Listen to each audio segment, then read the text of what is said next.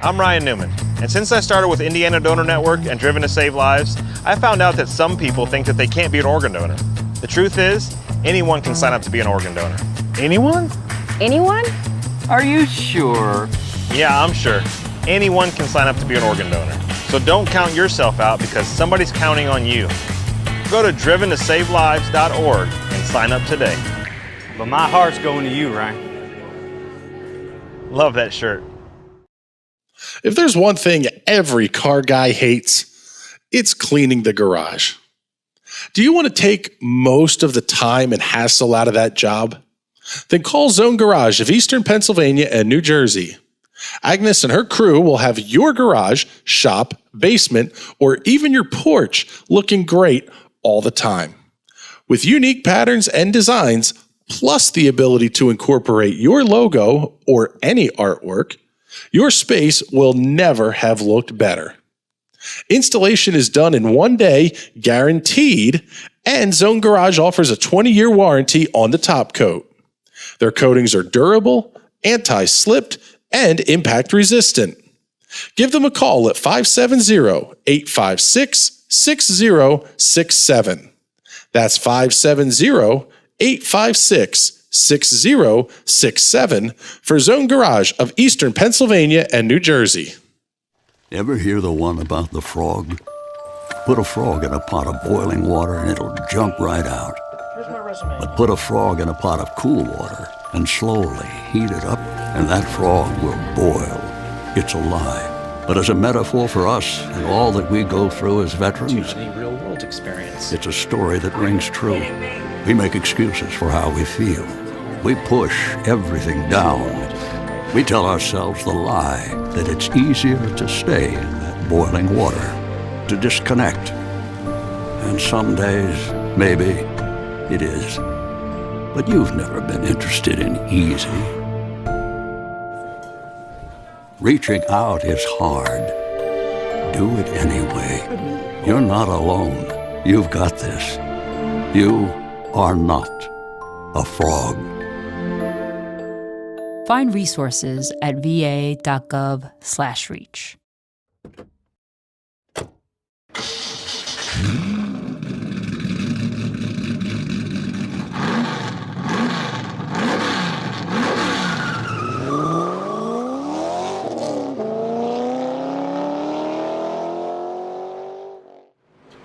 Good evening, ladies and gentlemen. Welcome back to another night of iRacing action here on the National Racing Network.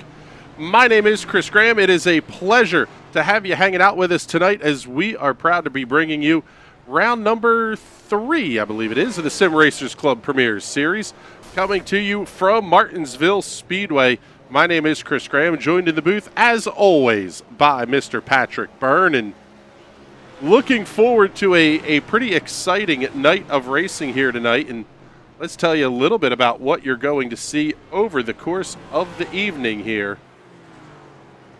Martinsville Speedway, located in Ridgeway, Virginia, 0.526 miles.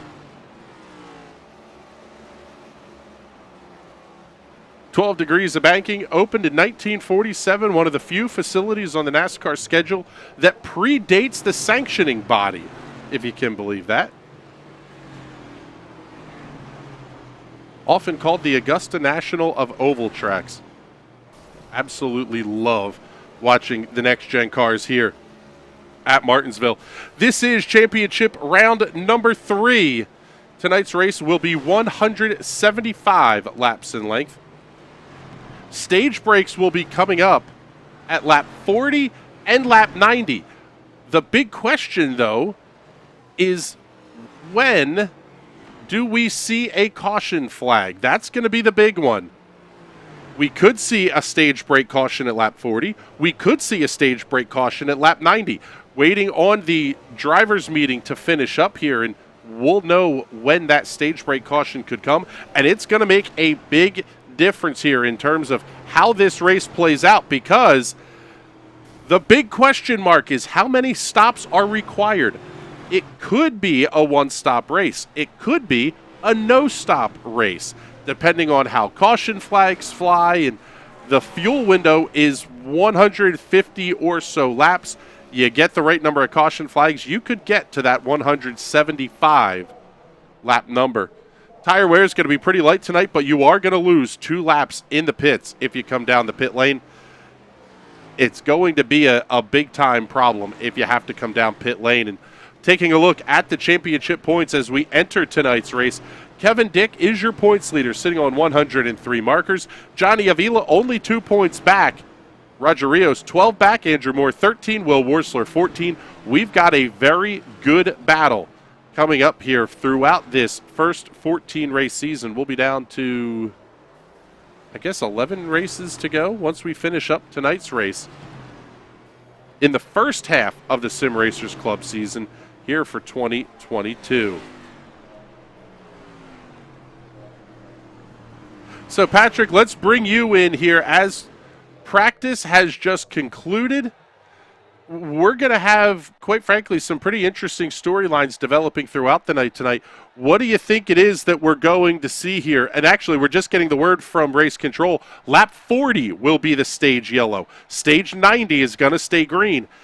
That kind of changes how these drivers may play this thing out. It's really a run to lap 40 and then a run to lap 175. Well, I think we're going to see a lot of bump and runs here. We're going to see a lot of classic Martinsville racing, but I've never seen them race here with these next-gen cars. So I don't know if these things can be trickier. I know we heard a lot about drivers complaining about these cars being very snap-loose, snap-oversteer, exiting the corners.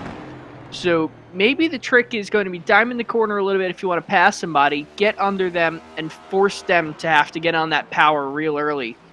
And hopefully get them loose without even touching them coming off these corners. Taking a look here at the side-by-side on the left-hand side of your screen is Johnny Avila. Right-hand side, the 77 of Andrew Moore Jr. Kevin Dick going to be quickest on the speed charts at a 19.504. Now Andrew Moore goes quick time, 19.46. Going to be the quick lap time there. Let's pick up Kevin Dick on the left-hand side of your screen in the 52. Doug Mullins also coming around to complete his lap. Let's take a look. We'll grab Tyler Seville in the 11. He'll be on the left-hand side of your screen. Right-hand side, we'll have the 5 of Roger Rios. Qualifying happens in a big-time hurry here at Martinsville, that is for sure. Kevin Dick still going to be your quick timer at a 19.455 second lap. And not a lot of time to get the tires warmed up here, Patrick. Under the lights at Martinsville, it can be a little bit chilly at times. You may not make a ton of speed. Yeah, the cool track temps will help you grip up a little bit. Car will want to settle down a little bit and be easier to apply the power. However, getting temp in those tires is going to be extremely difficult. You have exiting the pits, you have that back straightaway, and you have turns 3 and 4, and that's it. You have maybe 1,600 feet of racetrack before it's lights out and away we go for qualifying. Yeah, taking a look here, Tyler Seville going to move up to 4th quick on the board at a 19.552 second lap. Everybody else has completed their runs. We've got a whole second group here that we would think we're going to see out on the racetrack, including Tim Knott, Tony Patton, the Colonel, Terry Mustard Jr., Zach Calloway, Corbin Simmons, Ryan Nicoletta, Mike Mcconville in the 57. Let's pick up, let's see, Richard Fletcher. Looks like he will be getting out onto the racetrack here shortly in the 43. And he does pull out onto the racetrack. Let's take a look here and give me the side-by-side look and go on board with Fletcher. This place looks board flat. The reality is it's very much not. With that 12 degrees of banking, you can see the camera start to pitch in the corner just a little bit. Yeah, this track is deceptively banked. It's banked to the point where you can, I don't want to say comfortably, but you can run an Indy car around here and have it be pretty stable. You can't really race them, but these stock cars prove to be fantastic to race here because passing here requires a little bit of contact. It's funny that you mentioned the Indy cars because that's what Sam Maxwell, one of the admins of the league, he was talking about with some of the other race directors in the pre-race was that the way the car loads and unloads on corner exit, you almost have to drive it like an Indy car. You have to be very, very snappy with how you handle the controls. Yeah, especially now that we have the independent rear suspension, it really helps the car through the mid-corner here. But exiting, especially when one tire's on the concrete, one tire's off the concrete, it really, really upsets the rear of that car. So just like an Indy car, you kind of got to snap the wheel right when it starts to get loose, but you can't hold it there like you would traditionally. You kind of got to just flick it right, bring it right back to center, and the car should be pretty planted and stay straight, but sometimes it doesn't work out for you. Sometimes the car will snap into the wall, sometimes it'll just spin around on you. It's really something you got to stay on top of, and it's going to make these 175 laps 10 times more grueling than they would be normally. Seeing Troy Haight just finishing up his qualification run. Also, Mike Mcconville is going to finish his run as well. Troy Haight going to be 8th quick. Mike Mcconville 14th. Haight's lap time 19.686 seconds. Mcconville coming in at a 20.101. Still have about 6 cars left to take qualifications here, and we have about 4 minutes and 45 seconds left to go in the session. Let's take a look at the weather conditions here presented by our friends at the Weather Center. Offensively accurate weather for eastern Pennsylvania. 65-degree ambient temperature. Wind's going to be basically out of the north at 2 miles an hour. Partly cloudy skies, 67-degree track temperature. That's very chilly, and quite frankly, a little bit less for these drivers to worry about in terms of heat cycles. You might have to run anywhere from 6, 8, maybe even 10 laps to get these tires fully up to temperature. Not only that, but you're going to be stressing the front tires a lot more than the rear, so you don't really have to worry about spinning tires and overheating them on the restarts because you're not really keeping temperature in the rear as much as you are in the front unless you're really, really jumpy on that gas pedal. Taking a look at the tech info on these race cars, these are all team-built, sort of, manufactured by Dallara. That's who makes the kind of overall tub of the car. But the teams are handling the final assembly. 358 cubic inch engines making 670 horsepower to a 5-speed sequential transmission. Big change for this year, the independent front and rear suspension. Cars still must weigh 3,400 pounds.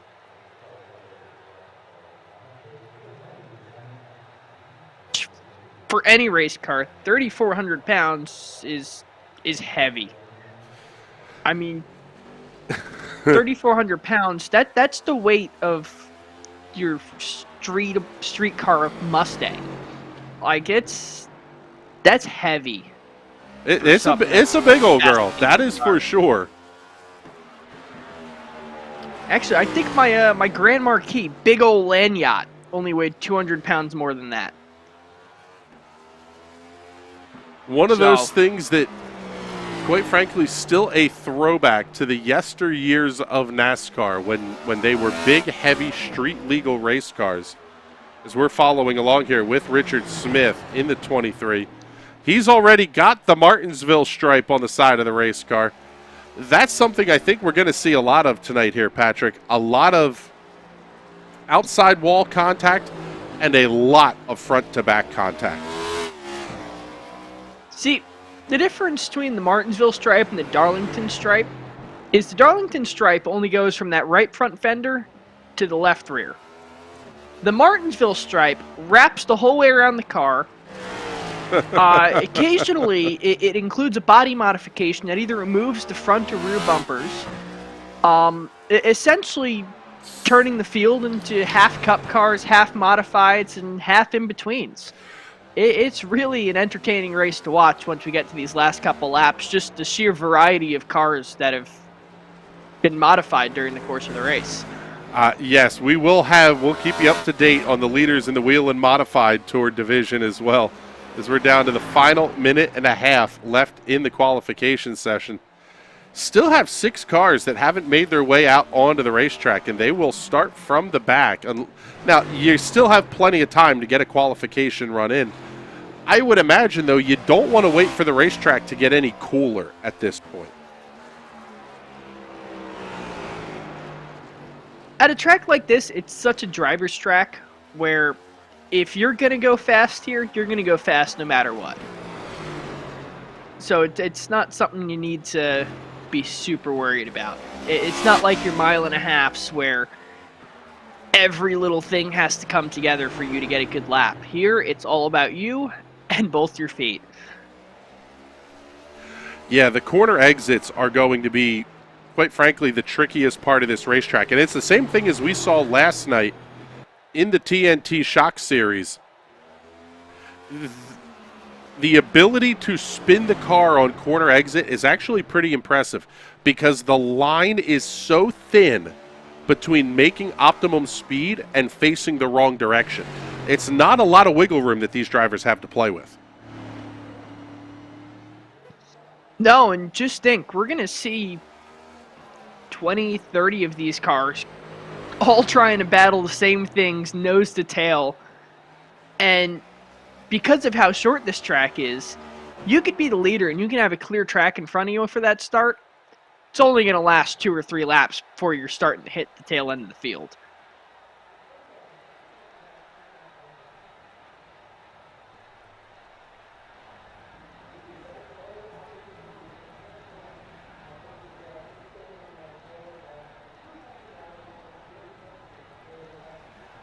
But with that, qualifications are completed. It is time for us to go racing here at the Martinsville Speedway. Field getting ready to line up on the grid, and let's take a look here, and we'll get you tonight's starting lineup.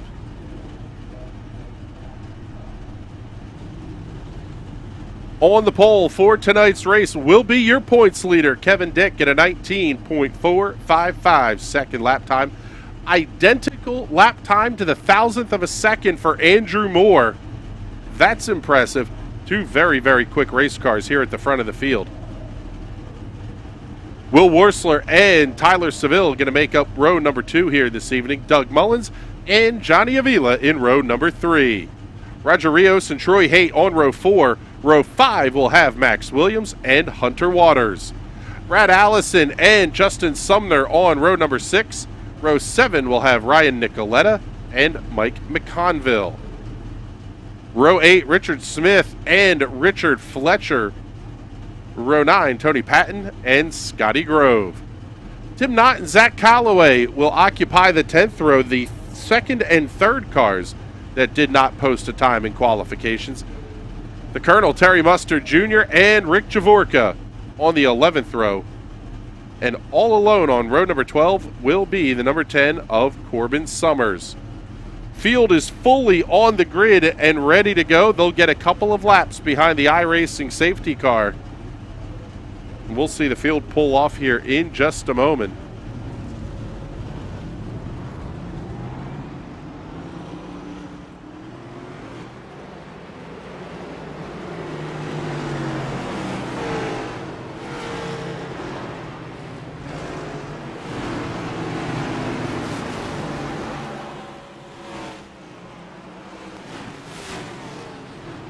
So, Patrick, you know that you're in for a big-time kind of strategy run. It's Martinsville always sort of feels like an endurance race.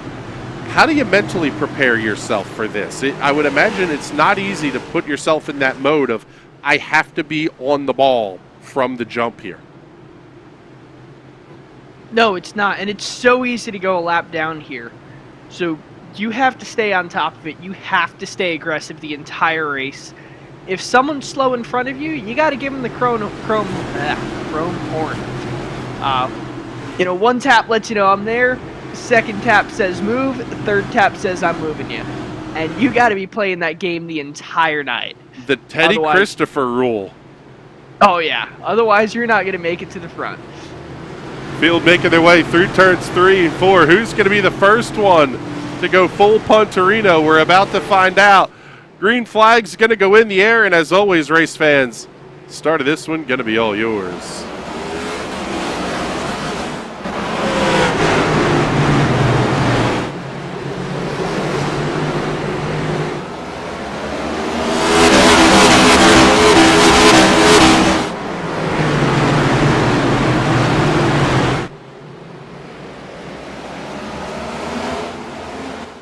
lap number 1 very quickly in the books, and it will belong to Kevin Dick.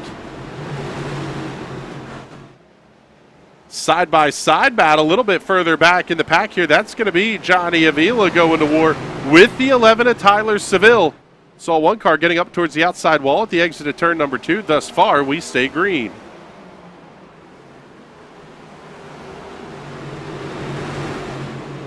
One of the things I'm finding very encouraging is even on cold tires, these guys are able to keep the cars side by side through the corners as opposed to having to kind of fight their way forward, so to speak, and fight your way down to the inside. That's something we've seen in recent years at Martinsville, as we see one hitting the pit attenuator. That's the 5 car going around to the inside of the racetrack. That'll be Roger Rios. Tough break there. He is going to be down 15 from where he started this race.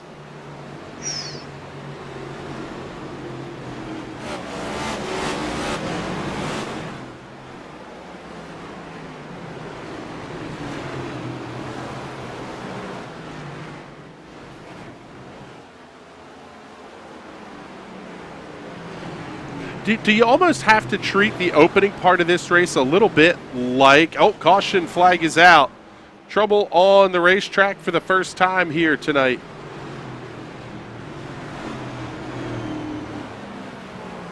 And it will be the number 6 is Zach Calloway having an issue. Take a look at the Hot Shoe Racewear instant replay. See what happened in 6 here through 3 and 4. Kind of what we talked about, the little self-spin, big-time contact to the inside wall. Tears the front end of that machine off. And just like that, it's been modified into a modified. That is correct. It will be a Whelen modified for the rest of this race.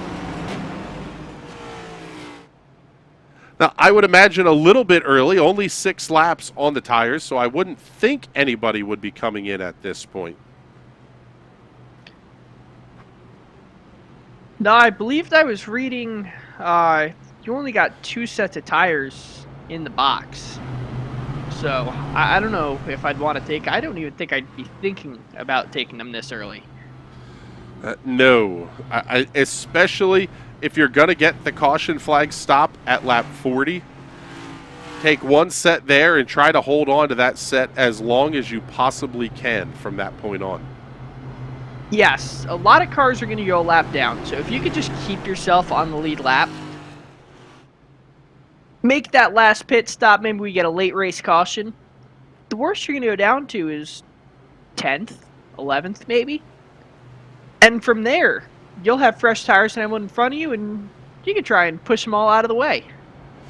That's really going to be the key here tonight, is keep the race car clean, even for the leaders. It's not easy to get through lap traffic here, especially if you have to deal with them potentially spinning their way around you as well.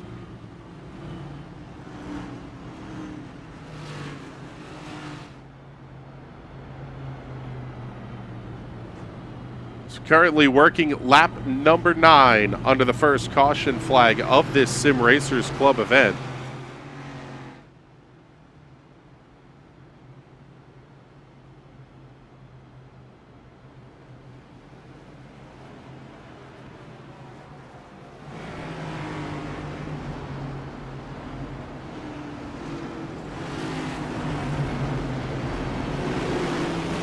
Have to say a huge thank you to all the sponsors of the Sim Racers Club, including Custom Paints and Die Casts. A lot of their artwork is out on the racetrack here tonight, and thank you very much for your support of the Sim Racers Club. That's Jordan Barry, and all of his fantastic work that he does also as one of the admins. Field making their way off of turn number 4. Very slow restart. Green flag back in the air. Kevin Dick will be your race leader. Johnny Avila going to try to follow him through on the outside of the racetrack. He'll be side by side with Andrew Moore.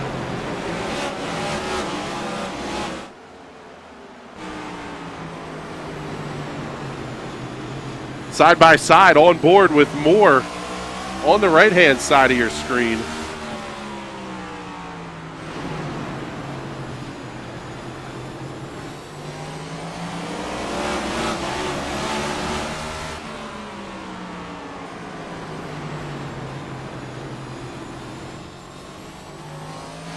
Avila finally able to clear to the outside of the racetrack. I'll tell you what, though, one of the things, and we've heard Johnny Avila do this in the past, some shutting the car off, a lot of clutching. Not really the place that you're going to try that kind of stuff here at Martinsville. No, Martinsville is more of a lift and coast kind of track.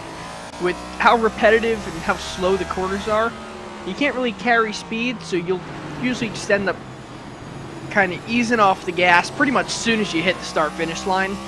Just let the car coast under engine power, use a little bit of engine braking, and then very, very shallowly hit the brakes just to set the car in the corner.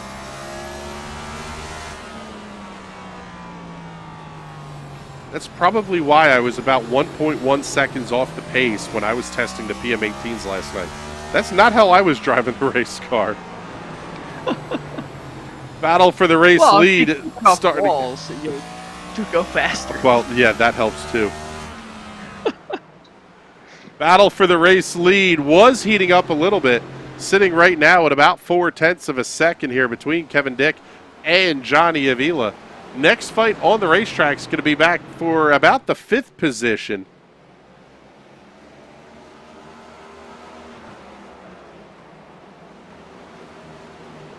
That will be Will Worsler, Tyler Seville, Max Williams, Troy Haight, Justin Sumner going to be in that party as well.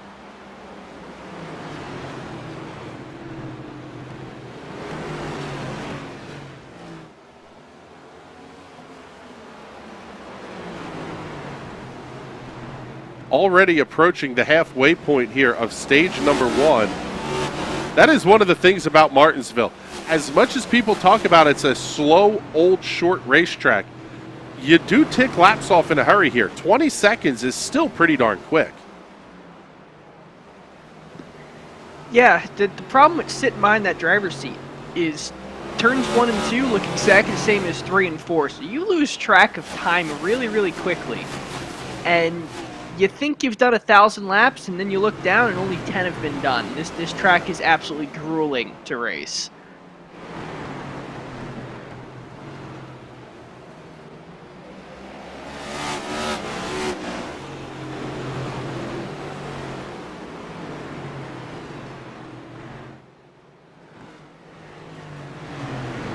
New paint scheme on the number 57 of Mike Mcconville here.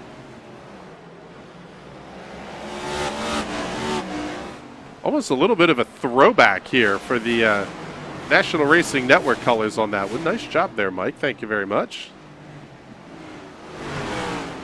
Good side-by-side battle. Down to the inside of the racetrack will be the 0-3 of Brad Allison.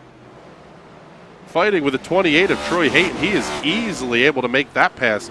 Mcconville going to have a peek to the outside of the racetrack. Not able to get anything done there.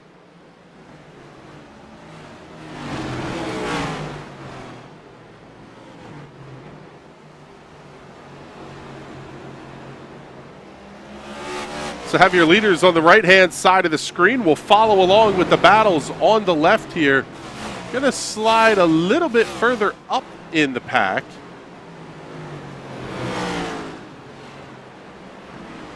Pick up the 11 of Tyler Seville. He is going to have Max Williams all over his rear bumper.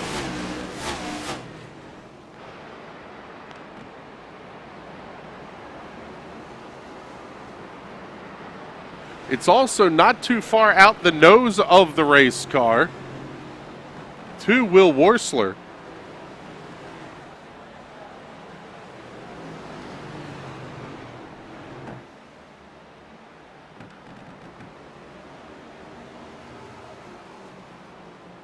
Seeing Twisted Autosports checking in the comments here. Got to get this one up on the screen. Saying good luck tonight, everyone. Bit of a technical issue on my side and was unable to join the race. Tough luck there. Nikki Worsler, as always, checking in with a lot of love for the Will Worsler Racing team. Thank you very much for hanging out with us tonight, Miss Nikki. We appreciate you.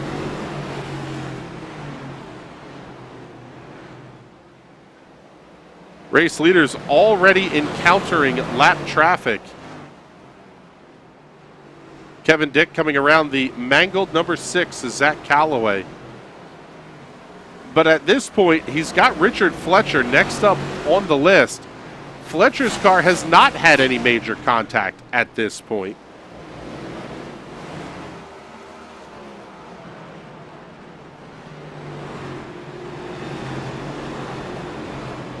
I would imagine at this point, Patrick, if you're one of the cars at the back of the pack, you're more in kind of hold on and try not to go a lap down here, as we've only got 11 laps to go to the end of stage 1. Yeah, especially here, you're going to fight the leaders to stay on that lead lap. You're going to hold that bottom line. You're going to make them go around you. If you know you can compete. If you can't, sometimes it's better just to let them go instead of forcing yourself into a mistake. As we have a car spun around on the front stretch. Yeah, we got one car around. It's going to be Rick Javorka. And that will bring out the caution flag for the second time here this evening. Take a look, see what happened here to the 62. Absolutely love the glowing brake rotors. Same kind of thing. A little bit too much on corner entry. Soft contact with the inside safer barrier.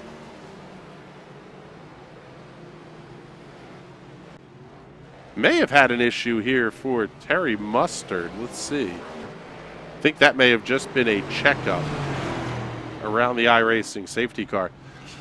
Now the question really becomes, we're 31 laps into this. Do you possibly take tires and come down the pits down? In fact, we're seeing some of these guys electing to do this. Tyler Seville making his way down the pit lane, as is Will Worsler, Mike Mcconville, Hunter Waters, and Tim Knott. The thought process, at least for me here being Patrick, everybody else is going to stop at the stage break. You're not going to get the top 10 points one way or the other. Maybe you can set yourself up with a little bit of track position here. Yeah, absolutely. If everyone else is going to pit and your tires are only going to be, 5 laps older than theirs? Absolutely go for it. You're going to get those spots on them, and they're going to have to try and get around you. You're on even tires. It's going to be a good race. So there's no disadvantage to this other than losing out on some of those stage points. I am loving the comment here. Let's get this one up. From Sim Racing Realtor. I think we should get Nikki in the car next off week. Yes, I think it's a fantastic idea. Actually, perfect opportunity to get Miss Nikki Worsler in a race car. It's going to be next Tuesday night. The TNT Special Events Series running a vintage Indianapolis 500. Race will kick off at 9 o'clock. Session goes live at 8. The Indianapolis Motor Speedway Oval, the Dallara DW12, the IR09, the Lotus 79, Lotus 49, and the Sprint car all on the oval at the same time. I cannot wait. This was my favorite special event from last season. We're going to have a Delta Force intro, 11 rows of 3, hopefully starting the grid, maybe even more. That is absolutely a race that we should get Nikki Worsler in a race car. Patrick, will you? I'm assuming you're going to be driving that one. You darn near won the thing last year in the sprint car. No, I ran the Lotus 49, and I did win that thing until right. IQ had something to say about that. I was leading by 6 laps. Gary DeMoss was behind me by 6 laps. I was ahead of him. And IQ decided it wanted to kill iRacing and bring up an anti-cheat. Oh, it was a whole big deal. I get back on the racetrack right as I'm pulling out of the pits. I mean, restart the computer, everything. He passes me as I'm leaving the pits. I was so far ahead, I had time to do a full restart on my computer, retain the lead all the way until I could see myself getting passed. Oh, man. Still salty. I say he's not bitter at all about it, people. Green flag back in the air here at lap number 36. It's going to be a 5-lap sprint to the stage 1 caution. Kevin Dick able to hold on to the race lead. Great side-by-side battle here between Andrew Moore and Johnny Avila. This is 3 of your top 4 in points battling for the race lead. Unfortunately, the third place guy in points, Roger Rios, is the one we saw kind of buried against the inside pit wall. Rios has recovered all the way back up to the 10th position, so he's got a pretty good hot rod here as well. Lap 38 going up on the scoreboard now. 3 laps to go to the end of stage number 1.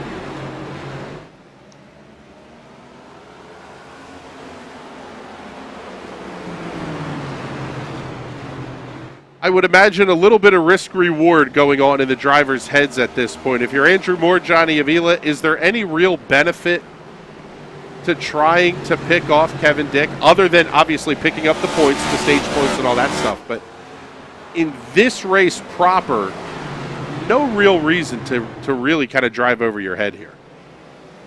Absolutely. Put the pressure on him, make him wreck himself, and then he's all the way in the back with a wrecked race car, and now you know you're getting extra points on him. I'm not saying wreck the guy, but get in his head a little bit, play some chess with him. Go full Joey Logano here into turn number 3. Pits are closed. Matt Kenseth, baby. Out of turn number 4, green and white checkered flag will go in the air this time, and Kevin Dick will pick up the win in stage number 1. Once we get the field across the line, there it is. Caution flag is out. That will be the conclusion of stage number 1. By the way, Nikki Worsler checking in here saying, I've tried, guys. Oh, it's awful. That's all right. That's the whole point of the special events races, is they're fun. They're absolute fun runs. We may have some trophies, by the way, for that one.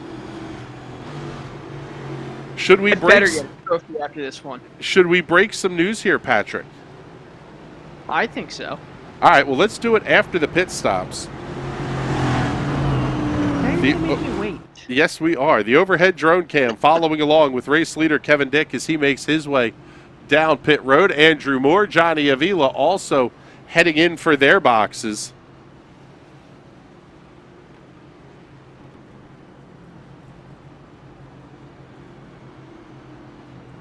And as expected, Tyler Seville, Will Worsler, Hunter Waters, Tim Knott, Richard Fletcher, all going to stay out on the racetrack.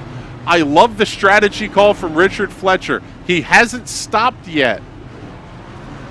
It's something odd. It's something that nobody else is doing. And Max Williams is going to be the first car off a pit lane. In fact, a handful of cars going to beat Kevin Dick off the pit lane. Max Williams, Justin Sumner, Scotty Grove going to be right there as well. Looks like Kevin Dick will restart this race in the 8th position. And once again, we had one car kind of buried up to the attenuator here.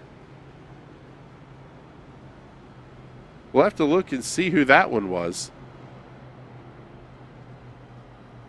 But yes, we'll break some news here on the Sim Racers Club broadcast. We'll see if any of our friends from TNT are watching. Customized race-winning milk bottles. Etched milk bottles will be going out to our race winners for the TNT Vintage Indianapolis 500. Hopefully that you'll have in time for race day here coming up at the end of the month as well. It's a shame I'm not going to Indy, because I would totally take mine down to the Speedway. And I don't drink milk, but I would fill that thing up with milk and celebrate with Elio when he wins it again this year. That's a gutsy call to make predictions-wise, but I like the thought process. Let's see. Are we seeing some trouble here for Mike Mcconville? No, car looks okay, I think. Well, no, maybe not. Definitely some front-end damage on Mike McConville's race car. Let's see if we can see what happened here. Okay, please tell me you watch spins. Please tell me you watch spins. No, it looked like it happened before that. He just had to slow up to kind of let everybody else in line here. No. Mike, no hard feelings towards you. It's just a watch spin never becomes unfunny. That is very much true. Field just about ready to go back to green flag racing. A lot of cars going to be on the tail end of the longest line here. And as we go back to green flag racing, y'all go ahead and crank it up.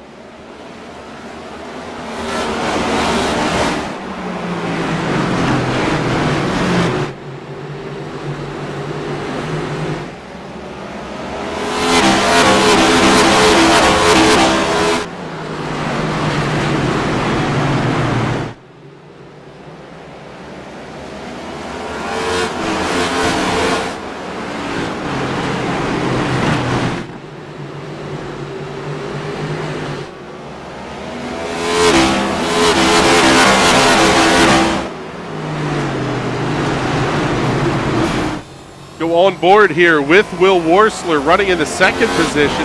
He is watching Tyler Seville disappear into the night. But Hunter Waters is not going anywhere.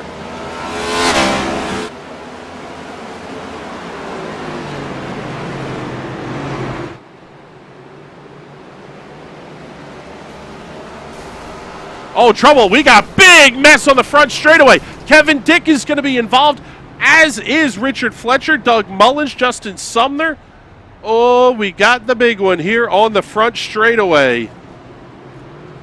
A lot of cars ending up in the modified division now. Take a look and see what happened here. Keep your eye on the 28 of Tim Knott. Excuse me, the 41 of Tim Knott. Off the corner. Big time contact. Huge. Johnny Avila barely missing it. Man alive. That was a big hit. Can we get an onboard of Johnny Avila going through that? Yes, we can.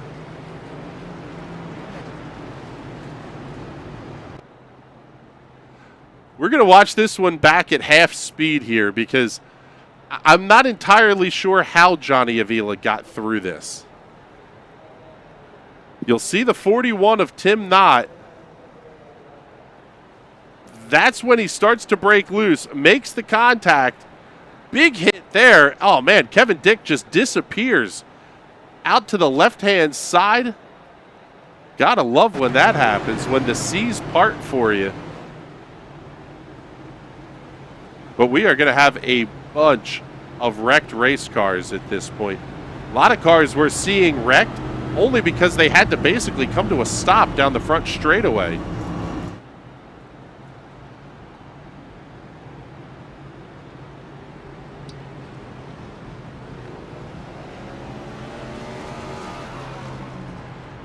Pick up some of the action here on pit road. Mike Mcconville making his way down, as is Zach Calloway, Tim Knott, Kevin Dick, Doug Mullins, and Richard Fletcher. Also Terry Mustard Jr.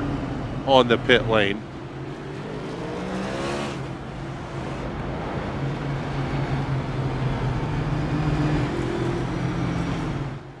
Doesn't look like a tire change on the car of Mike Mcconville. Maybe taking some repairs here, but let's see. He'll be, yeah, he's over 17, 18 seconds in the box.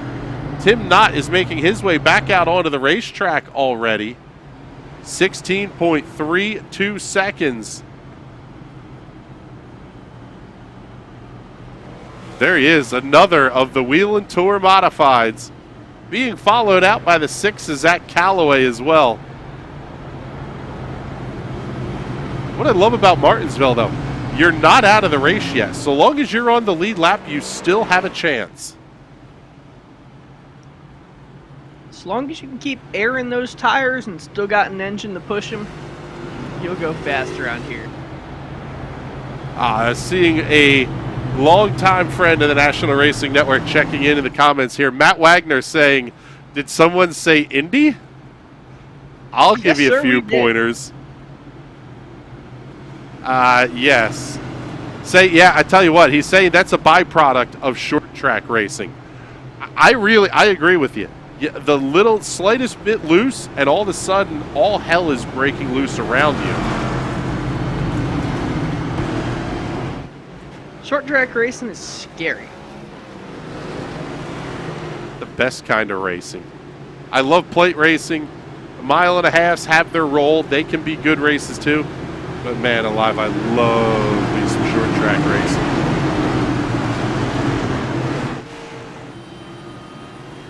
We'll go on board with Will Worsler here for the restart. He's going to have to contend with Johnny Avila to his outside.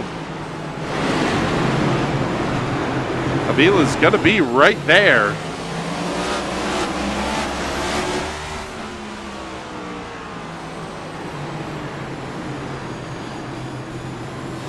Still not able to get clear. And remember, they had issues earlier this season with Will Worsler getting the win at Daytona, basically off the back bumper of Johnny Avila.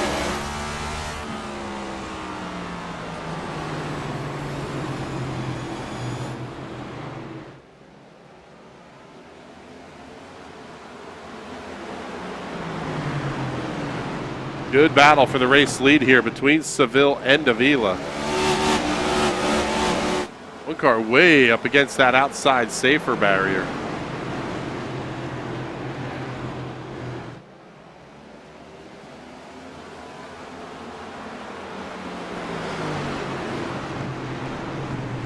How about let's give the shout here to Roger Rios. A fantastic recovery drive. Early in this race, he was absolutely buried deep into the attenuator to the inside of turn number 2. As we've got a battle and a new race leader, Johnny Avila, at the line. And the caution flag is out once again. Looks like trouble on the racetrack for Mike Mcconville.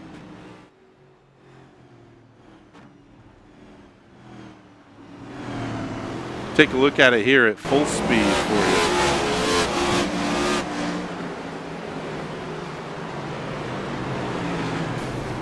Oh, a little bit of contact there from the 86. Tony Patton there just wanted to rattle his cage a little.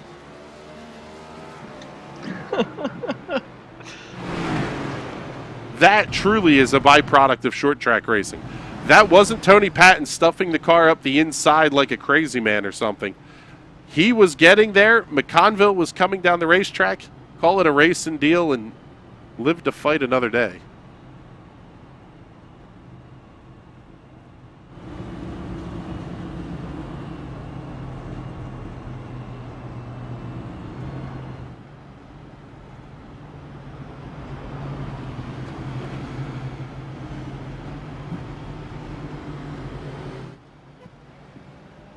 Now the question becomes, do we see any of our race leaders come down pit lane? I wouldn't think so. As they're only, Johnny Avila is only 19 laps on his set of tires. 30 laps on the Tyler's Ford tires. Seville, Will Worsler, Hunter Waters. Then from Andrew Moore on back, everybody else stopping at lap number 19 or later in this race. Or I should say 19 laps on this set of tires. And at this point, Patrick, you only got one in the box. You sort of have to ride these out a little bit. The stage break coming, the caution flag coming at the end of stage 1 was really kind of a best case scenario for these drivers. Yeah, I would say stay on these tires as long as you can stand them. If you're really good at managing them, they should be fine for you to checkered flag, and then you'll have an extra set in the box if we go into overtime. That was always the question that I hate leaving a set of tires in the box. If you're going to give me 3, I want to use all 3 sets of them. The question becomes, though, how do you use those 3 sets appropriately? You start the race on one, you go 40 laps on the next one, then you're going to go 135 laps on your next set of tires. Almost makes me wonder if it's not worth breaking that second stage in half.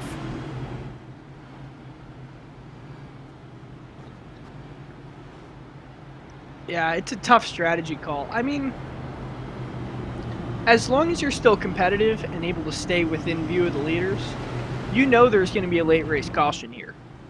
That's just a given at Martinsville. So you should be all right to save those, stash them away for later. It'll be a pretty safe bet.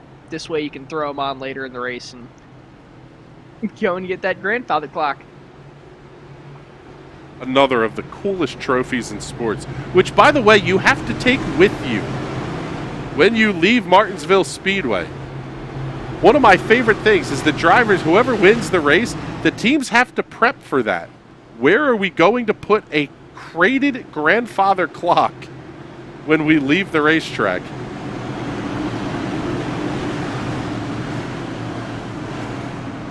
Isn't there a U-Haul up the street from this track?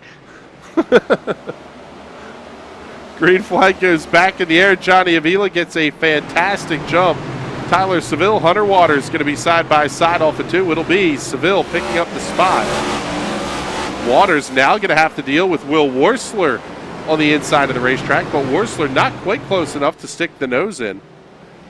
Justin Sumner holding on the outside. The battle at this point really between Worsler and Sumner for the 4th position.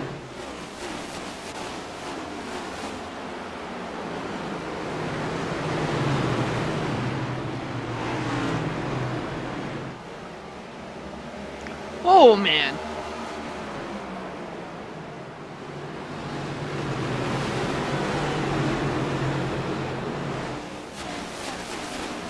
Take a look at things a little bit deeper in the pack here as well, as we've got side-by-side battles throughout the field.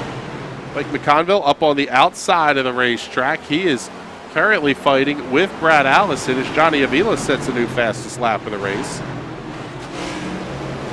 And the gap already up to 1.5 seconds at the front of the field for Johnny Avila, back to Tyler Seville.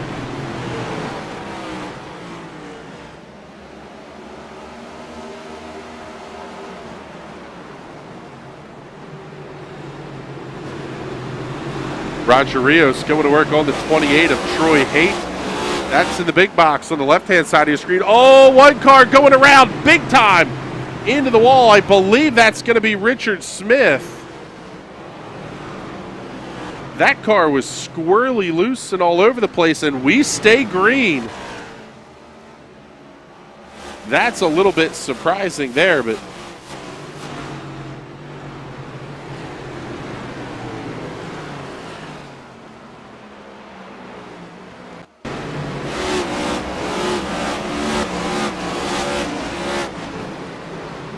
oh man, that was a big hit.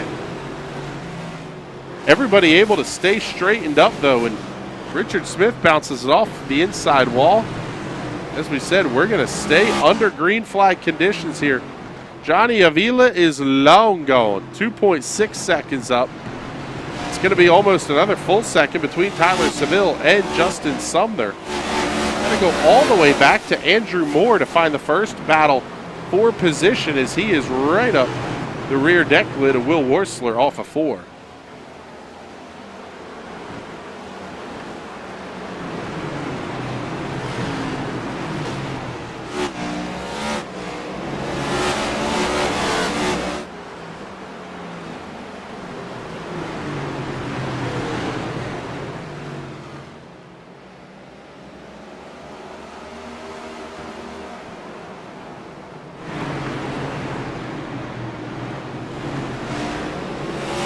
A little bit deeper in the pack, Mike Mcconville battling with Ryan Nicoletta. Oh, and there's big contact. A couple of cars going to be around. Mike Mcconville is one of them. Tony Patton will be involved.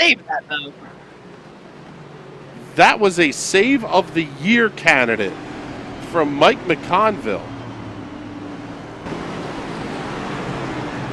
Keep your eye on that 59 of Nicoletta. Bounces it off the outside wall. Some contact into the outside wall there. Looked like that may have been the 15.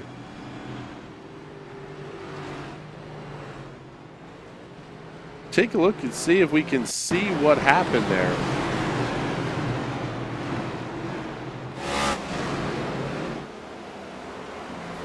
Just bounced it off the wall. Mcconville loops it around. What a save. Oh, man, we got to see the onboard from Mike Mcconville on that.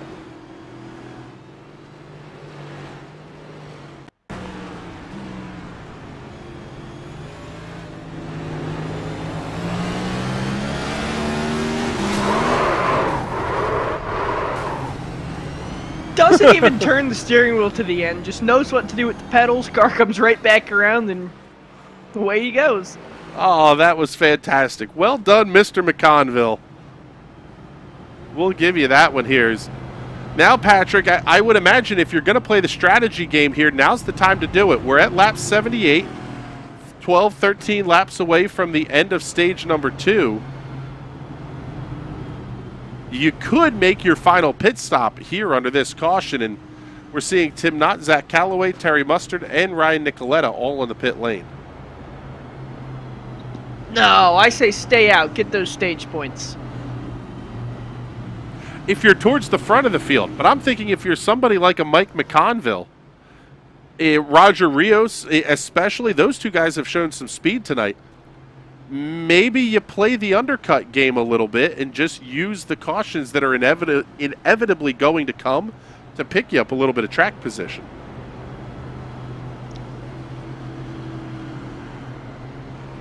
Yeah, but I know there's going to be some late race cautions, but then you're banking on late race cautions. I don't like doing that. Because when you need that caution to come out, when you want it to come out, some guy Murphy wrote a law book that says you're going to be in that caution. That is correct.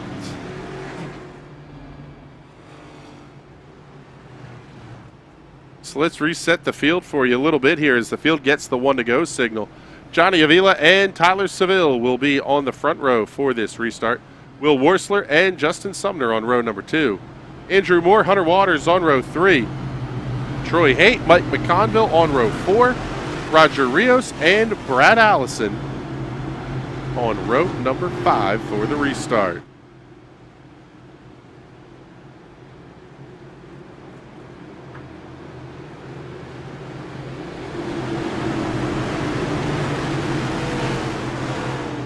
It'll be 10 laps to go in stage number 2. And again, no caution flag at the end of stage 2. This one will run green. Good restart for Johnny Avila. Tyler Seville going to be there, as is Will Worsler. And it's a storyline we saw play out all last year. Johnny Avila, Tyler Seville, one right in front of the other. Yeah, and quite frankly, they're all teammates on Will Worsler Racing, so I would imagine some coordination going on in the Discord chat there for those guys. Just making sure everybody gets in line and, quite frankly, you don't do anything dumb to your teammates.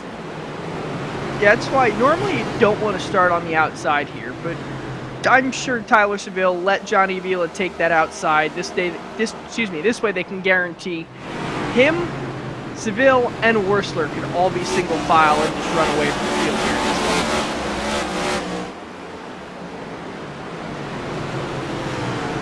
Mike Mcconville battling with Roger Rios. The 57 of Mcconville on the outside, the 5 of Rios down to the inside of the racetrack as they come back towards turn number 1. Already working lap number 84. It'll be 6 to go next time by the flag stand.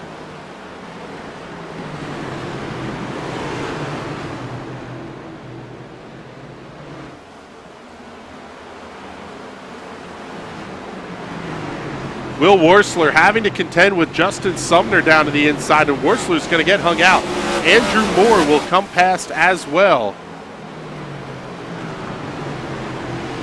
That's going to drop Will Worsler down to the 5th position. Still that great side-by-side battle between Mcconville and Rios. Man, Max Williams thought about making that 3 wide down the front straightaway. Mcconville up against the outside of that concrete patch in the corners. That's about the one part of Martinsville Speedway that is truly no man's land. There is just no grip on the outside of the racetrack there. No, the only reason they put that outside there is just to slow you down a little bit before you hit that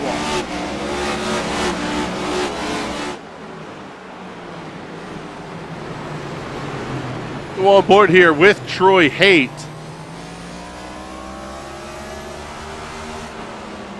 Trying to get up to the inside of Will Worsler.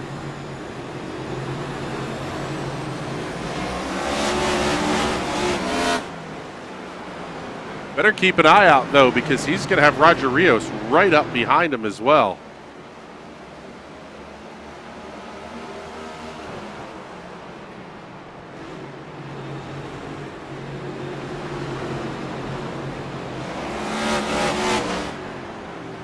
It'll be 1 lap to go here in stage number 2. Johnny Avila.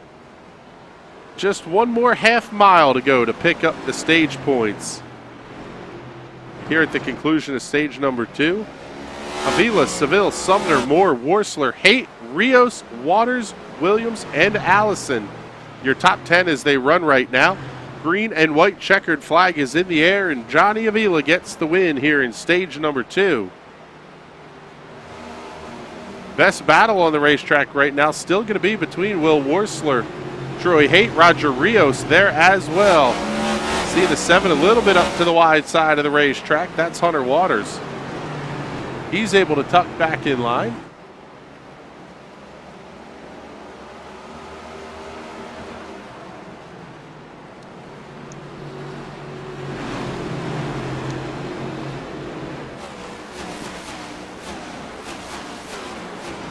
Hunter Waters, Brad Allison, and Mike Mcconville all going to be pretty close to each other. That's the battle you see on the right-hand side of your screen.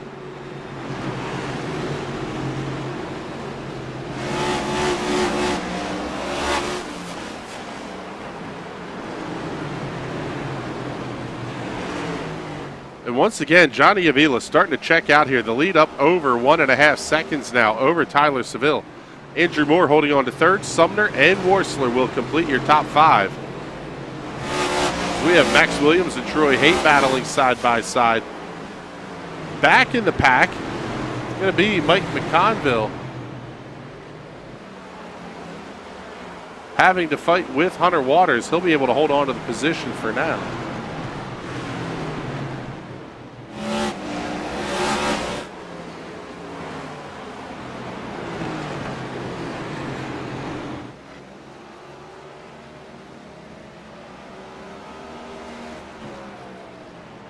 So now we're down to 80 laps to go. Is this where you start to think about the possibilities of pit strategy here, Patrick? Where if the caution comes, you're going to kind of know what your plan will be for this next stop? Yeah, we're getting in that window where if you still have a set of tires, you're probably going to take them here soon. Maybe not if the caution were to come out right now, but if the caution comes out 20 or so laps from now, I would absolutely be in that box grabbing a set.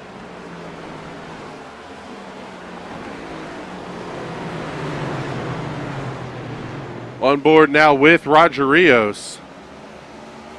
He runs right behind Will Worsler, and he's going to have a rear deck lid full of Max Williams. Martinsville is definitely the kind of place that if you're the slow car on the racetrack, it's going to show. We can see Justin Sumner pulling away from Will Worsler, but Roger Rios just not able to do anything with him yet.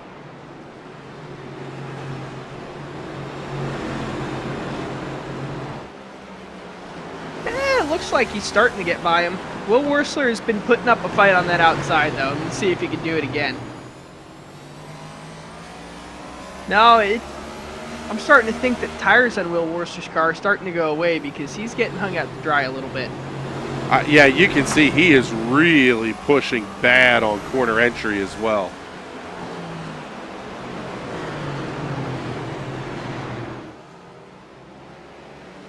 Max Williams able to come by the 29 as well. Troy Haight will be the next car in line. Let's slide up towards the front of the field here, pick up Tyler Seville and Andrew Moore Jr.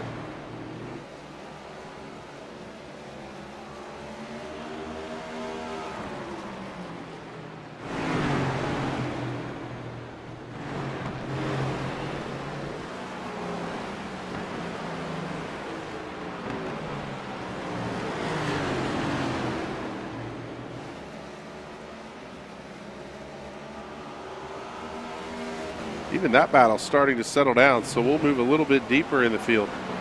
Pick up the 8 of Max Williams. All up in the deck lid of Roger Rios.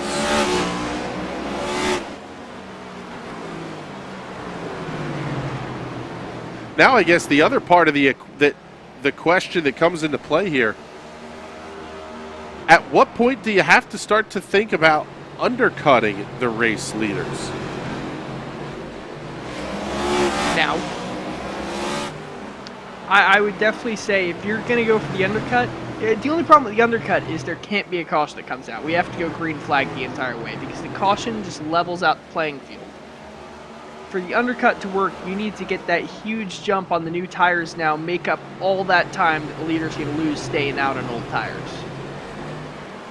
And if we get caution after caution after caution, you lose that entire advantage. Which is why we see undercuts more frequently in road course racing than we do in oval racing. Justin Sumner just had a big-time bobble. Lost 4th place to Roger Rios and 5th place to Max Williams. Looks like he's going to have that car kind of on the straight and narrow at this point. And I would imagine, thinking about the strategy calls here, that's also something that you know you're going to have some attrition And as that comes into play, a little bit fewer cars on the racetrack, it definitely changes your calculus a little bit as we see Justin Sumner heading down pit lane.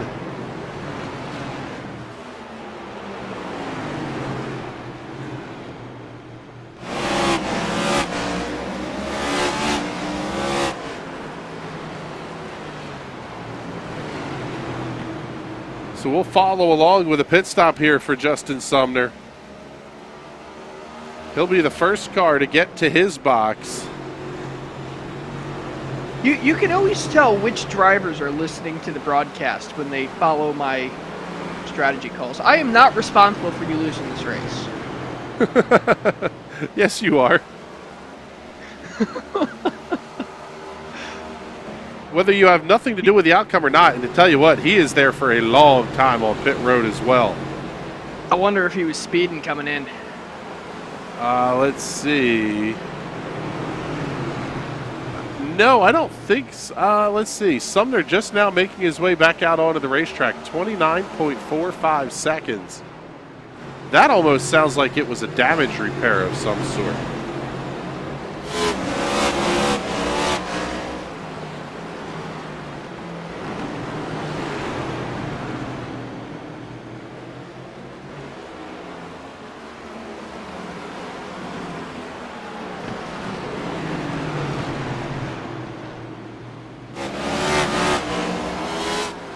A little bit further forward here, Tyler Seville and Andrew Moore Jr. will battle for the second position as we are now working lap number 113. It'll be 63 laps to go.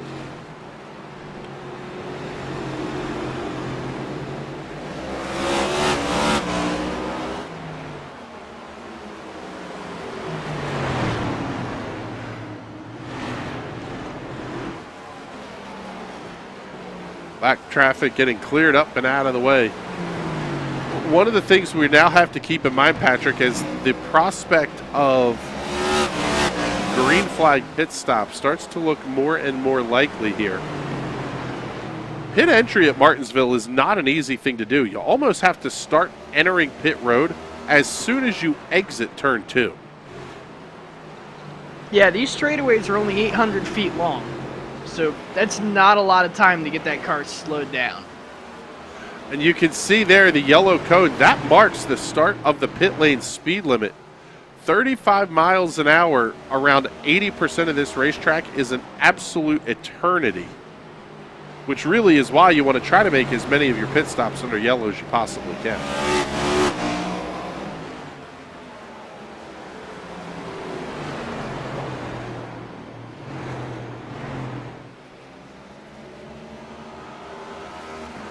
Go back to the side-by-side look here. This will be Tony Patton and Hunter Waters. Waters just ahead of the 86 of Patton.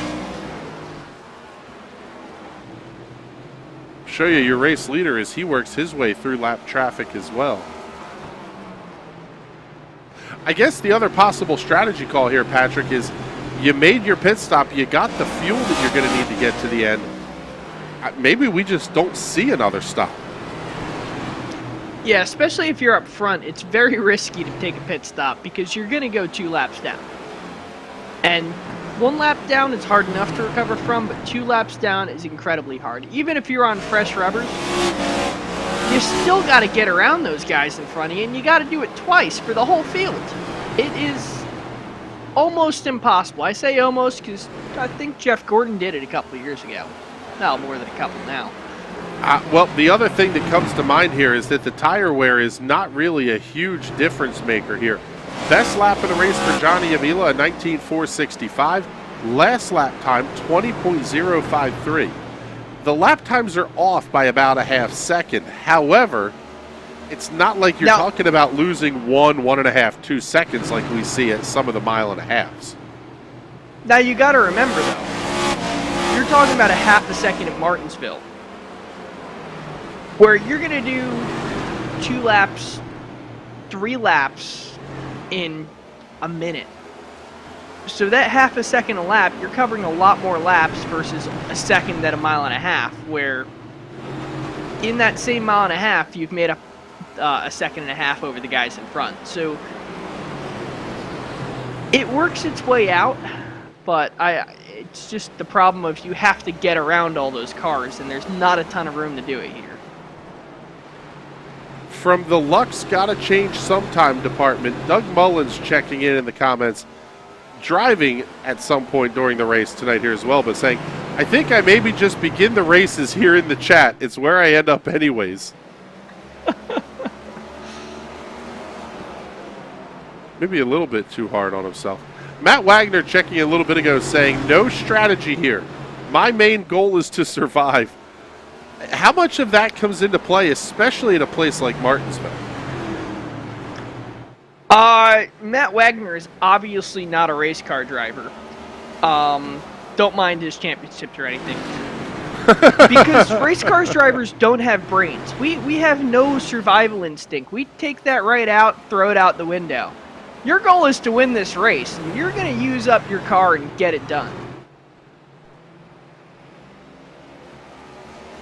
So we'll be down to 50 laps to go here at the Martinsville Speedway.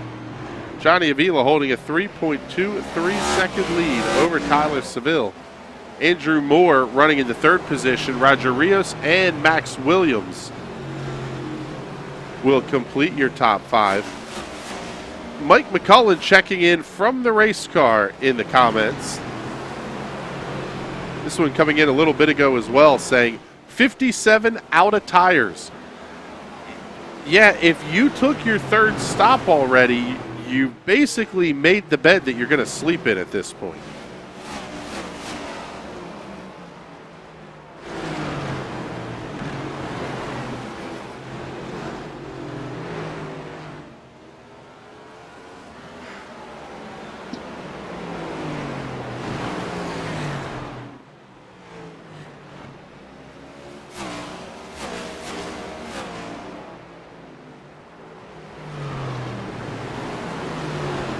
Taking a look at some of the hard chargers on the night here, we have two of them running back-to-back with each other.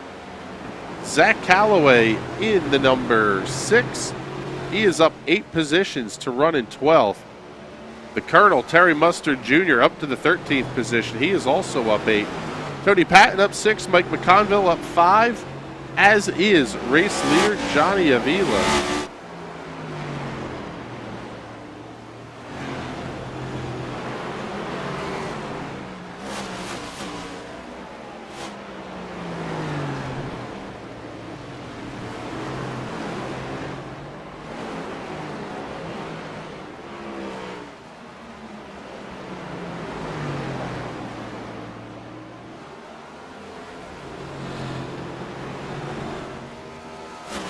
I would imagine if you're Johnny Avila, the last thing you want to see at this point is a caution flag coming out on the racetrack. I guess everybody would pit at that point anyway, but with a solid 3.6 second lead, don't really want to do anything to chance that. Say, Johnny Avila has checked out. The only thing he has to do is plant his foot in the gas in the straightaways and crank the wheel to the left in the turns. This race is his, as long as he doesn't mess those 2 steps up. Taking a look now at the battle for the second position, Tyler Seville, Andrew Moore, and Roger Rios.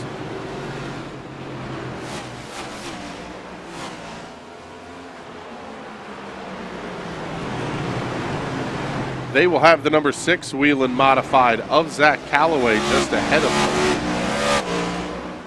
Calloway going to be scored 1 lap down to the race leaders.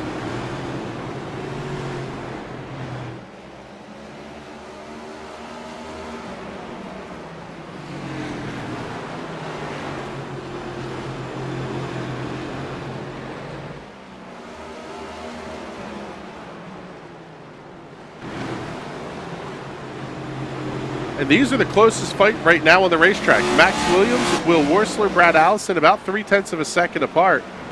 But here at Martinsville, that's a car length and a half or so.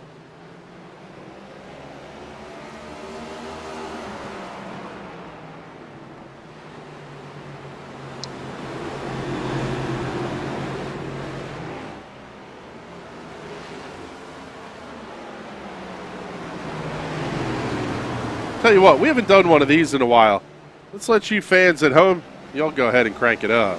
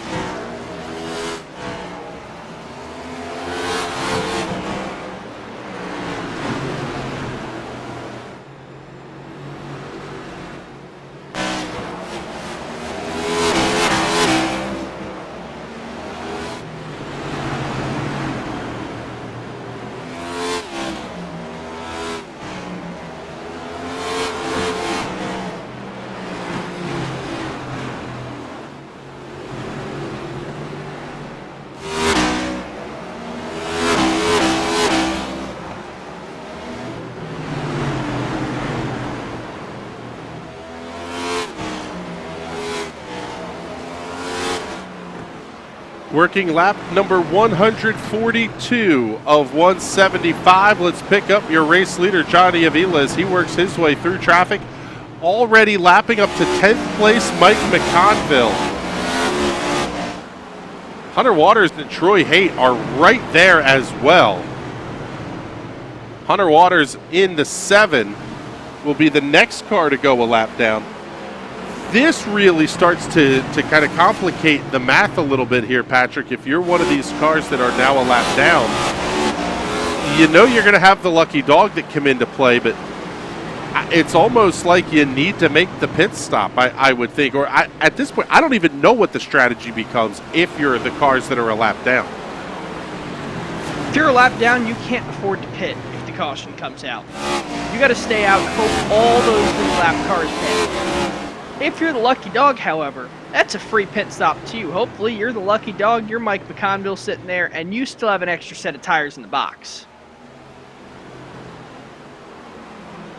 Still have the 41 of Tim Knott for Johnny Avila to get around before he would get to the 7 of Hunter Waters to put him a lap down. And the 28 of Troy Haight is not that far up the racetrack as well. But this is what I was saying in the pre-race. Towards the end of this race, you're only going to have 9-10 cars in the lead lap. Right now we have 9 on the lead lap. So if you're one of those guys, Troy Haight, Brad Allison, Max Williams, Will Wursler, if a caution were to come out, you have nothing to lose by pitting. You have, if you're Will Wursler, worst case is you go from 5th place to 9th place. And if you have fresher tires than everyone in front of you, you can make that work and you can get back up to 5th or better. And that's the ultimate goal. Tell you what, we had a nice little battle here for the 2nd position as well. Andrew Moore coming around Tyler Seville. Seville going to have to deal with Roger Rios now.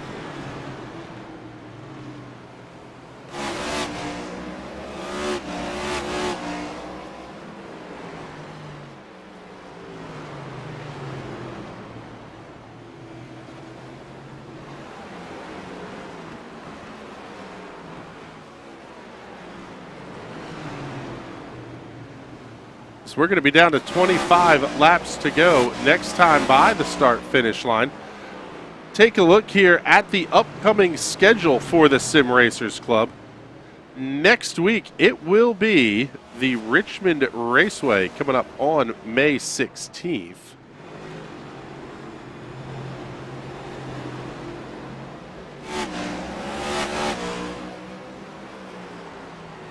Make sure. No, oh, hold on. I got these backwards. I grabbed the wrong graphic. Sorry, everybody. was going to say, that sounds a whole lot like the other one that we have.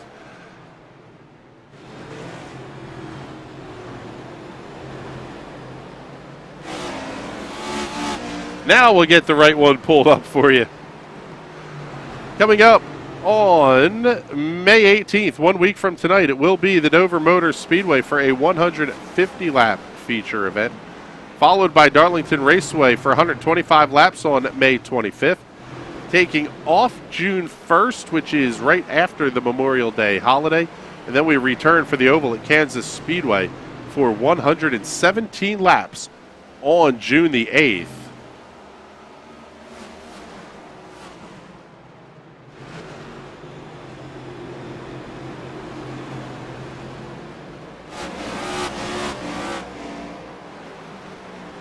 Without a caution flag, this could be a battle for the final podium spot. Tyler Seville, Roger Rios, 0.4 of a second apart. Rios almost getting it up into the outside safer barrier on the exit of the corner.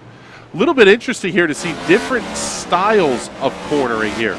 Tyler Seville seems to really back things off. Rios really dives that number 5 machine deep into the corner. The difference being Seville able to get onto the throttle a little bit faster.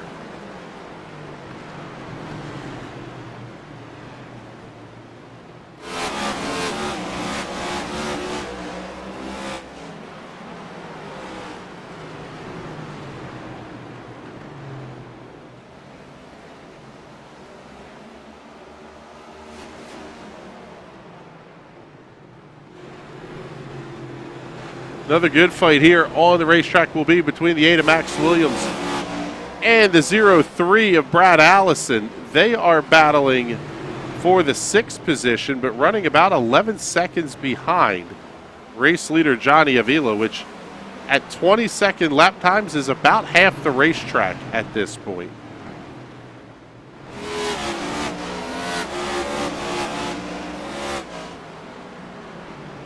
Continuing to follow the battle for third between Tyler Seville and Roger Rios on the right-hand side of the screen.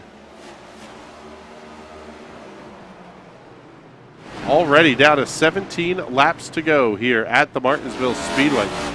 Just a couple of minutes past the 1 hour mark.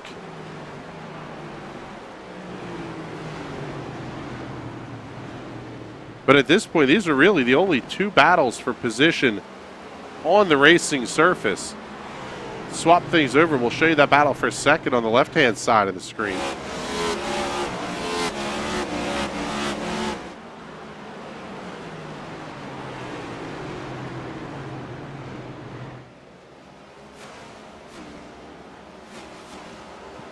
Douglas Mullins checking in the comments saying, I'm not sure they have to pit again. Was a buzz about stage 1 and being able to make it. The bigger point here that he makes in the comments, saying that these cars wear the tires here drastically less than the previous generation car. That really makes a huge difference in the thought process of how you plan out your strategy. If you know you can make a long fuel run and you're not going to wear the tires out either.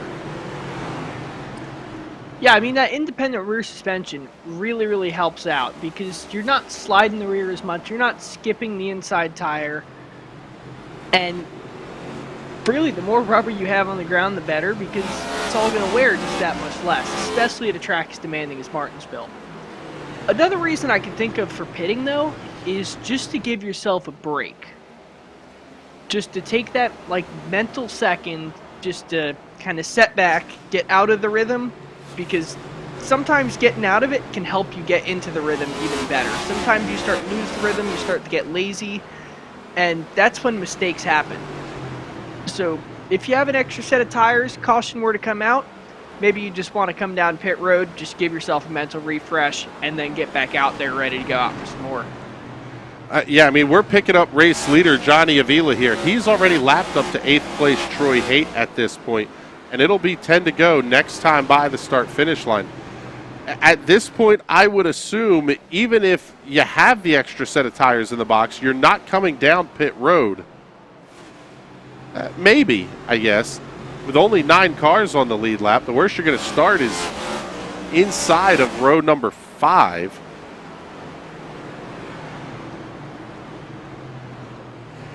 especially if cautions breed cautions. That is definitely one way to look at it.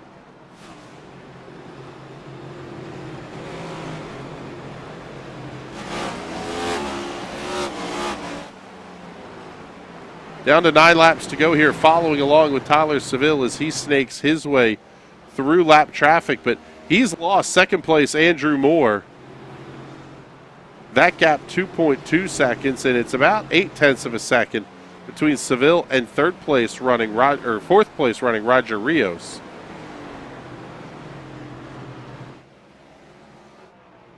At this point, though, the star of the show has been Johnny Avila, up 5 spots from where he started this race to now lead a metric ton of laps tonight. 126 laps, now 127 laps into this stint.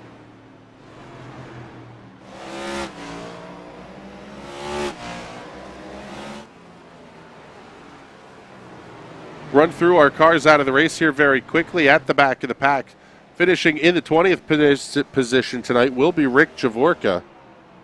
Kevin Dick, after a very strong start to this race, unfortunately will be crashed out of the race and finishing in the 21st position. Doug Mullins will come home tonight in 22nd, and Corbin Simmons, out very, very early in this one, will come home in the 23rd position. Down to 4 laps to go.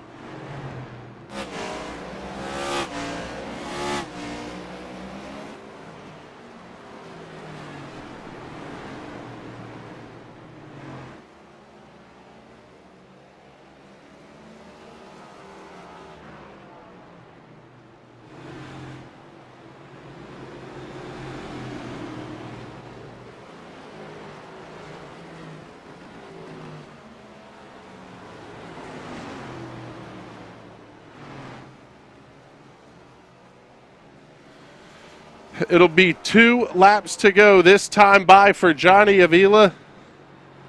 I'll tell you what, that is a race car that does not look like it's been around the Martinsville Speedway whatsoever. Easy to keep the fenders clean when you're running out in front, though. Already I don't off think I've ever seen a car that clean finish a race at Martinsville.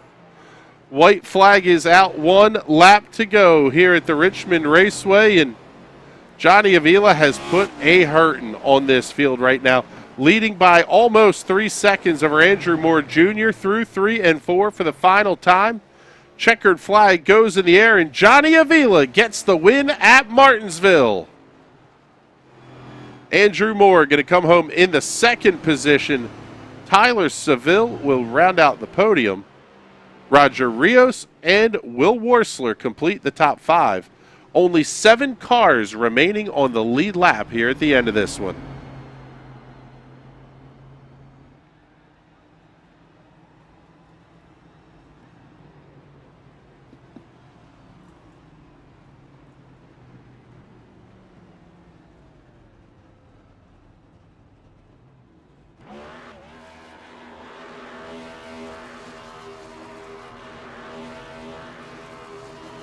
The Bulldog Roof Works Ford Mustang burning it down here on the front straightaway. And one of the cool things about the Martinsville Speedway, they bring victory lane to you on the front straightaway, which is pretty cool. Let's take a look at our race results.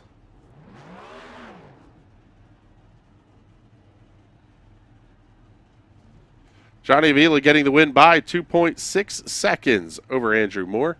Tyler Seville, Roger Rios, and Will Worsler, your top 5. 6 through 10 tonight belongs to Max Williams, Brad Allison, Troy Haight, Hunter Waters, and Tony Patton. Mike Mcconville coming home in the 11th position, 12th to Tim Knott, 13th for Richard Smith, 14th Terry Mustard, and 15th Ryan Nicoletta. 16 through 23 tonight will be Justin Sumner, Zach Calloway, Richard Fletcher, Scotty Grove, Rick Javorka, Kevin Dick, Doug Mullins, and Corbin Simmons. A night that saw not much of a points lead. entering this one for Johnny Avila as the Worsler team is going to absolutely burn down the front straightaway. Kevin Dick entered the night with a 2-point lead over Johnny Avila. It will be Johnny Avila taking the points lead after tonight's race.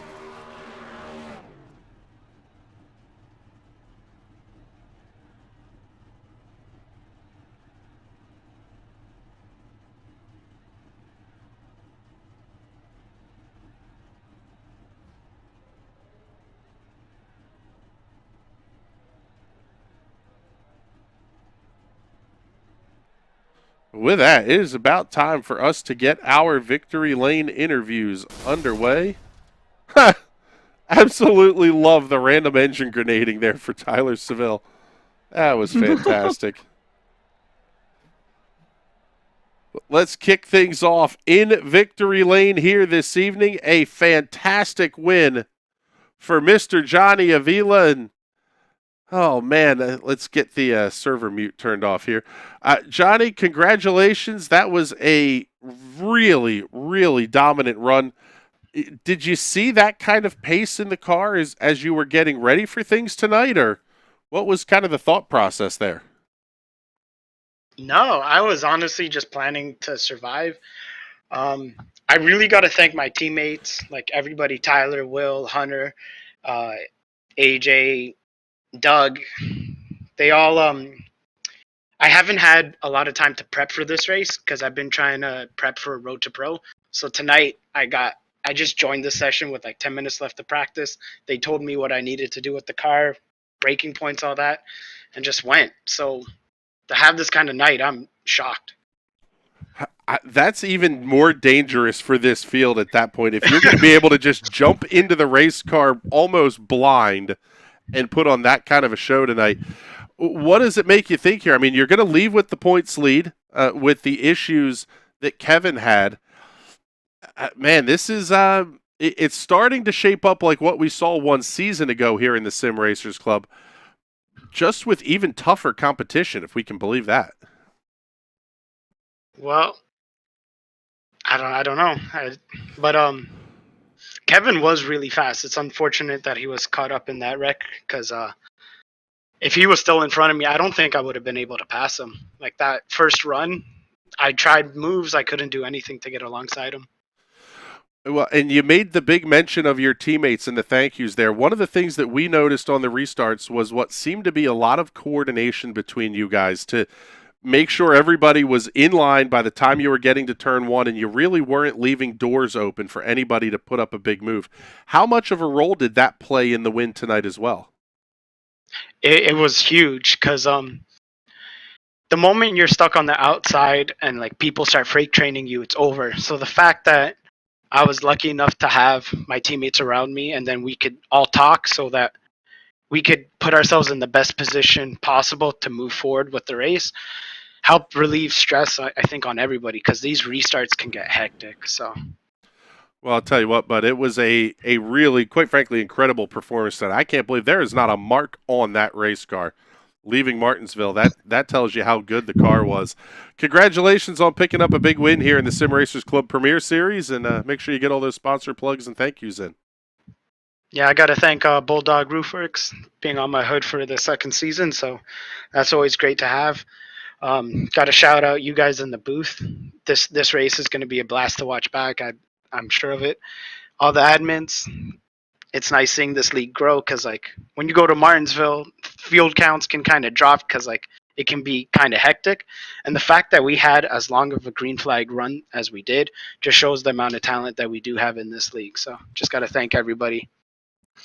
Yeah, I agree with you that one in a very, very big way there, Johnny. It was really impressive to see the run that these guys put on. And let's bring in our runner-up finisher here tonight, Mr. Andrew Moore. And I'll tell you what, Andrew, the car looks spectacular.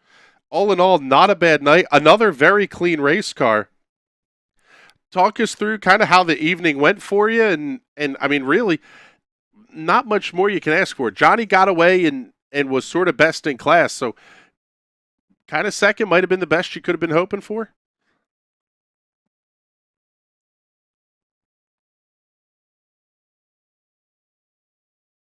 Yeah, I mean, it's not a bad finish at all, and I don't think I was going to catch him even if we had a bunch of more laps there. But I did have a set left. If there would have been another caution, then it would have lined us up, and there would have been a good chance. But, yeah, second's not bad. I had a good running car. It's tough getting around. It was tough to pass here. Even if you were a tenth maybe faster, 2/10 faster, it's still hard to get around people because like you get a great entry, but they can still get a good exit, and then you can't get a position on them.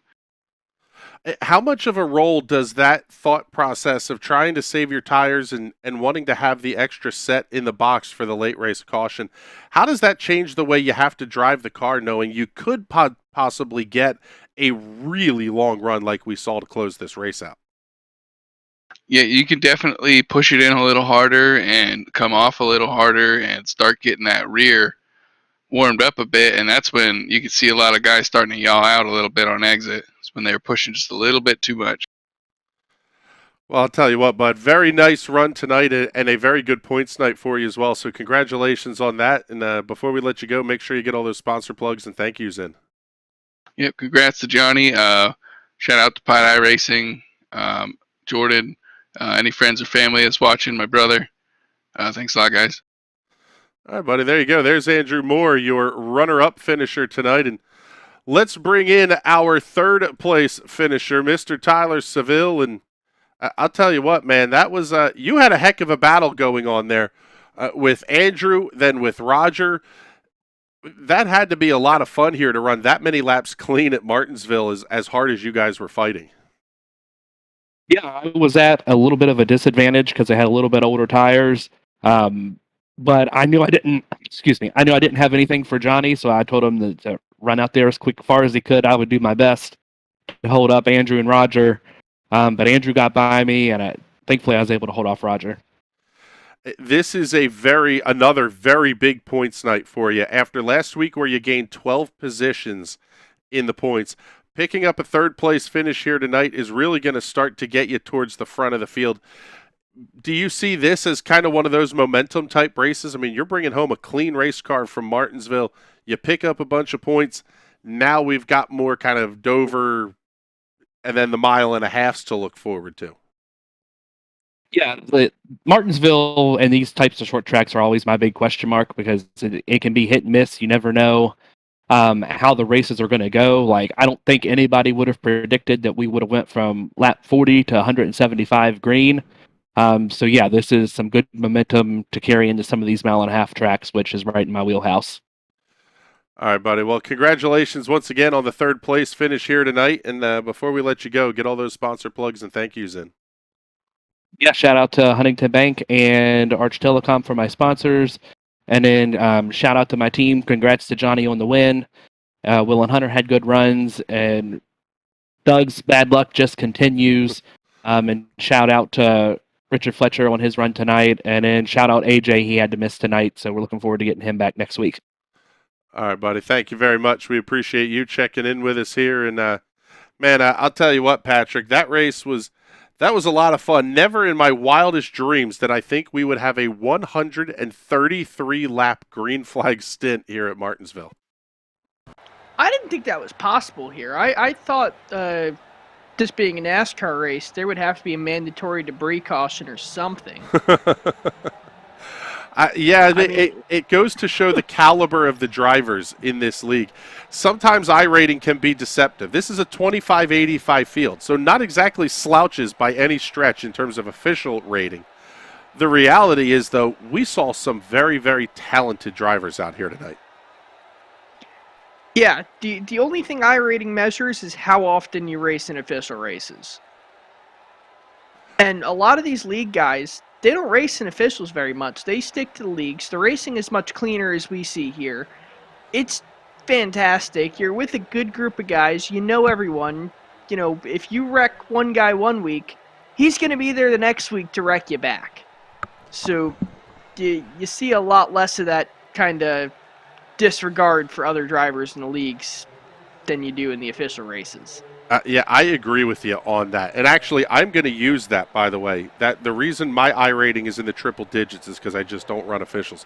But Yeah, this is it goes to show what a well-run league can look like, and quite frankly, shout-outs to the Jordans and Sam Maxwell. They put on a fantastic job of putting this league together. I mean, everything, even the money awards that go out the door and everything else, updated quickly. Everybody knows where they stand. Really a well-run league, and thank you very much. We really appreciate the Sim Racers Club having us along for the party here. And we've got a whole lot coming up here on the National Racing Network. First things first, we got to talk about the TNT Special Events coming up this week. Well, I guess it'll be coming up on Tuesday night. May 17th, 9 p.m. Eastern is the green flag. We haven't decided yet if there will be a broadcast or not, but we'll see. It depends on how much I feel like driving it. At the Indianapolis Motor Speedway, 500 miles for the DW12, the IR09, Lotus 79, Lotus 49, and the Sprint car. And it's going to be Enduro style. No caution flags. The race is going to be over in about two and a half hours. That one's going to be fun. I can't wait for that one. And we've got a lot more coming up here on NRN as well. Monday nights, it's the Fuel Premier Series. Wednesday nights, the Sim Racers Club Premier Series. These guys that you just saw here. Thursday night, tomorrow night, we'll be back with Ezra and the Indy Pro 2000 Championship. Ezra coming up at 8:30 in the East, followed at 10:15 by Indy Pro 2000. And at 7 p.m., Burt Wojcik and Adam Rubright will be with us on the High Side Hustle. They will be talking all about the first invasion of Pennsylvania by the World of Outlaws, taking on the Pennsylvania Posse. Kicking things off tonight at the Gettysburg Clash at the Lincoln Speedway. Friday, Saturday night, they'll be at the Williams Grove Speedway for the Morgan Cup. Love Outlaws versus Posse. That rivalry is one of the best in sports, and the guys will talk about it, all about it tomorrow night, starting at 7 p.m. in the East. But with that, it is time for us to get the heck on out of here. Fantastic show, as always. Thank you very much to Patrick Byrne for joining me in the booth, and everybody here at the National Racing Network. We really appreciate you hanging out and checking in with us. And until tomorrow night, we'll talk to you all soon. Have a great night, everybody.